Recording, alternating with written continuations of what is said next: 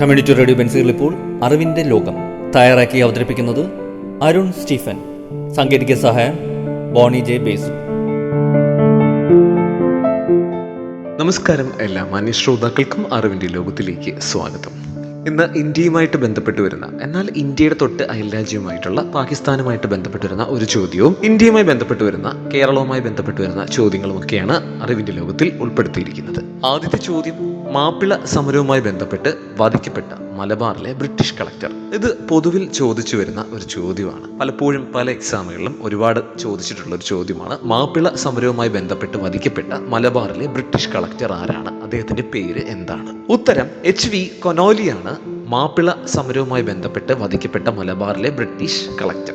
British ഇന്ത്യയിലെ മലബാർ ജില്ലയുടെ കളക്ടറും മജിസ്ട്രേറ്റുമായ ഏകദേശം 1841 മുതൽ 1855 വരെ സേവനമനുഷ്ഠിച്ച ബ്രിട്ടീഷുകാരനായിട്ടുള്ള ലഫ്റ്റനന്റ് ആണ് സർ ഹെൻറി വാലന്റൈൻ കനോലി. അപ്പോൾ അദ്ദേഹത്തിന്റെ മുഴുവൻ പേര് ഹെൻറി വാലന്റൈൻ കനോലി എന്നായിരുന്നു. മലബാറിലെ പുഴകളെ തമ്മിൽ തോടുകൾ വെട്ടി ബന്ധിപ്പിച്ച് ജലഗതാഗത മാർഗം വികസിപ്പിച്ചത് ഇദ്ദേഹമാണ് എന്നുള്ളത് ഏറ്റവും വലിയൊരു പ്രത്യേകത തന്നെയാണ്.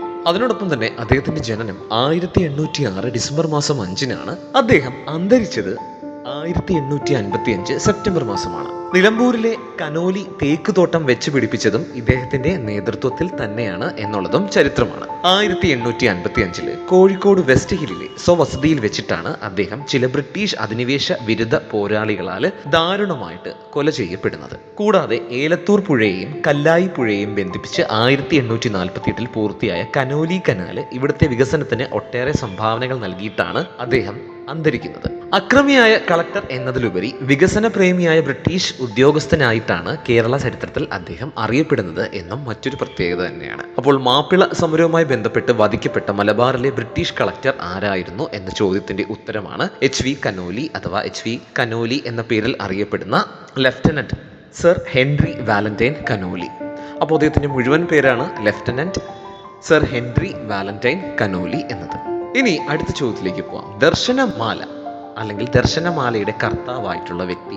ദർശനമാല ആരുടെ കൃതിയാണ് അഥവാ ദർശനമാലയുടെ കർത്താവ് അല്ലെങ്കിൽ രചയിതാവ് ആര് എന്നതാണ് ചോദ്യം. അടുത്തത് ഉത്തരം ശ്രീനാരായണ ഗുരുവാണ് ദർശനമാലയുടെ രചയിതാവ് അഥവാ കർത്താവ്.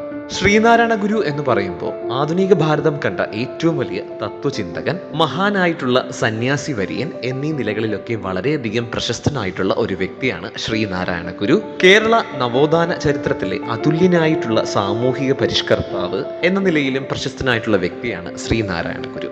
ഒരു ജാതി, ഒരു മതം, ഒരു ദൈവം, മനുഷ്യന് എന്നത് അദ്ദേഹത്തിന്റെ ആദർശവും ജീവിത ലക്ഷ്യവുമായിരുന്നു എന്ന് നമുക്ക് പറയുവാൻ സാധിക്കും, അല്ലെങ്കിൽ മനസ്സിലാക്കാൻ സാധിക്കും. അപ്പോൾ ദർശനമാല ആരുടെ രചനയാണ് അല്ലെങ്കിൽ സൃഷ്ടിയാണ് എന്ന ചോദ്യത്തിന്റെ ഉത്തരം ശ്രീനാരായണ ഗുരുവാണ്. ഇനി അദ്ദേഹം ജനിച്ചത് എന്നായിരുന്നു എന്നതാണ് നമ്മൾ നോക്കുന്നത്. 1856 ഓഗസ്റ്റ് മാസം 20-ന് തിരുവനന്തപുരം ജില്ലയിലെ ചെമ്പഴന്തിയിലാണ് അദ്ദേഹം ജനിച്ചത്. മരിച്ചത് 1928 സെപ്റ്റംബർ മാസം വർക്കലയിൽ വെച്ചിട്ടാണ് അദ്ദേഹം അന്തരിക്കുന്നത്. കൂടാതെ കേരളത്തിൽ നിലനിന്നിരുന്ന സവർണ മേൽക്കോയ്മ, തൊട്ടുകൂടായ്മ, തീണ്ടിക്കൂടായ്മ തുടങ്ങിയ സാമൂഹിക തിന്മകൾക്കെതിരെയും അന്ധവിശ്വാസങ്ങൾക്കെതിരെയും ജാതി വ്യവസ്ഥയെ ചോദ്യം ചെയ്തും അങ്ങനെയൊക്കെയുള്ള കാര്യങ്ങളിൽ ഒരുപാട് ഇടപെട്ട് മനുഷ്യനെ ഇരുട്ടിൽ നിന്നും വെളിച്ചത്തിലേക്ക് കൊണ്ടുവന്നിട്ടുള്ള വ്യക്തി കൂടിയാണ്, സാമൂഹിക പരിഷ്കർത്താവായിട്ടുള്ള വ്യക്തി കൂടിയാണ്, മഹാനായിട്ടുള്ള വ്യക്തി കൂടിയാണ് ശ്രീനാരായണ ഗുരു. അപ്പോൾ ചോദ്യം ഇതായിരുന്നു, ദർശനമാല ആരുടെ രചനയാണ്? ഉത്തരം ശ്രീനാരായണ ഗുരുവിന്റെ രചനയാണ് ദർശനമാല.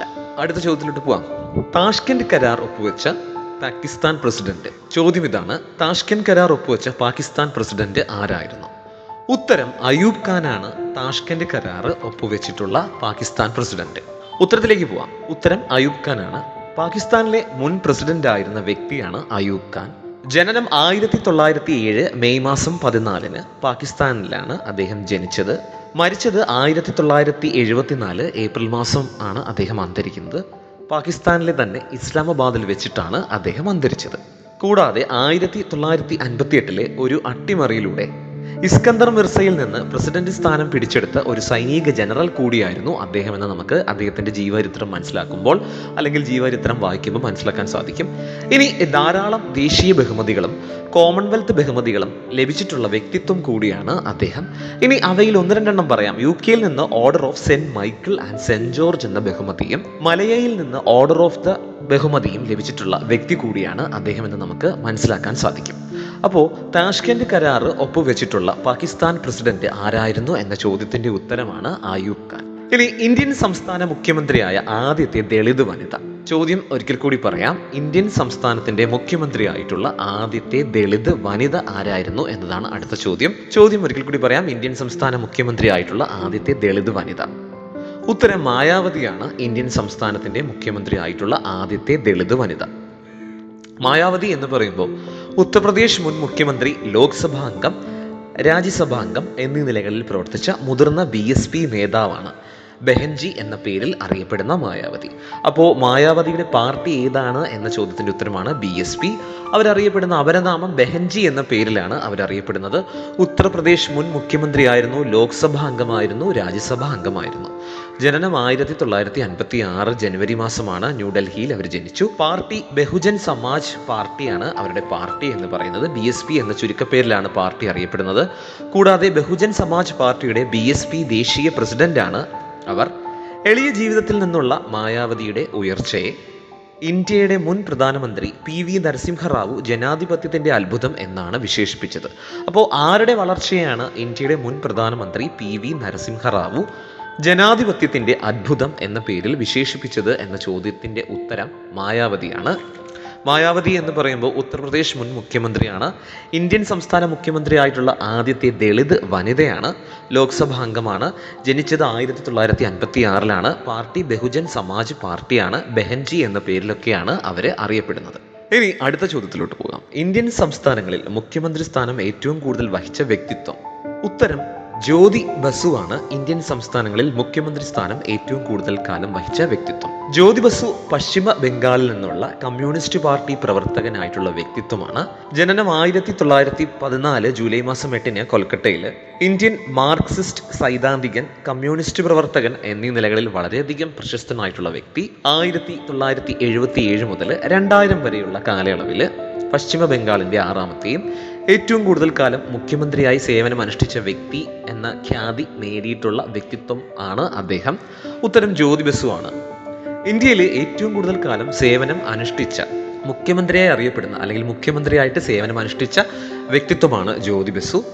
ജനനം ഞാൻ നേരത്തെ പറഞ്ഞു 1914 ജൂലൈ മാസം 8-ാം തീയതി. മരണം 2010 ജനുവരി മാസം 17-ാം തീയതി. ജനുവരി മാസം 17-ാം തീയതിയാണ്. 2010 ജനുവരി മാസം 17-ാം തീയതിയാണ്. അപ്പോൾ ആദ്യത്തെ ചോദ്യം ഒരിക്കൽ കൂടെ പറയാം. മാപ്പിള സമരവുമായി ബന്ധപ്പെട്ട് വധിക്കപ്പെട്ട മലബാറിലെ ബ്രിട്ടീഷ് കളക്ടർ. HV കൊനോലിയാണ് മാപ്പിള സമരവുമായി ബന്ധപ്പെട്ട് വധിക്കപ്പെട്ട മലബാറിലെ ബ്രിട്ടീഷ് കളക്ടർ. ജനനം 1806 ഡിസംബർ മാസം 5-നാണ്.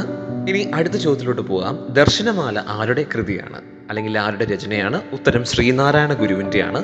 ശ്രീനാരായണ ഗുരുവിൻ്റെ രചനയാണ്. ഒരു ജാതി ഒരു മതം ഒരു ദൈവം എന്നത് അദ്ദേഹത്തിൻ്റെ ഏറ്റവും വലിയൊരു സംഭാവനയാണ്. ഇനി അടുത്ത ചോദ്യത്തിലേക്ക്. താഷ്കെന്റ് കരാർ ഒപ്പുവെച്ച പാകിസ്ഥാൻ പ്രസിഡന്റ്. ഉത്തരം അയൂബ് ഖാനാണ്.